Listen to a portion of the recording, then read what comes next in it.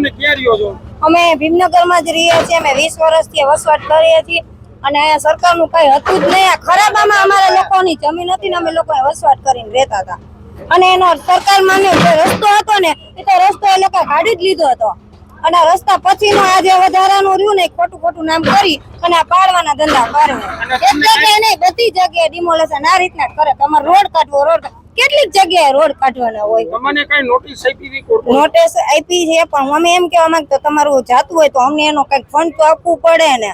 એ તો કઈ આપતા નથી. રોડ કે એટલે કે રોડમાં જતું એનું કઈ નહીં આવે. આ રીતે ચારે બાજુ રસ્તા કાઢ્યા છે. ચારે બાજુ તો કઈ રસ્તા ન નીકળે ને એ લોકોના. અને કાઢવા હોય તો અમારા ગરીબ માણસ ને અમને અમારી ઝૂંપડી લીધી છે ને તો અમને અમારું આપવું જોઈએ. હમણાં જ અમે 5 લાખનો ખર્ચો કર્યો છે. તમારે રહેવા માટે કેવી રીતે હતી જમીન? અમે એવી રીતના વારી પણ અમે પૈસા ભરીને લીધી અને પેલા અમારી પાસેથી વેરાઈ લીધા છે. આ તો સરકારે આની મારી જમીન માં ગઈ છે ને નજર એટલે અમારા વેરા બંધ કરાવ્યા છે.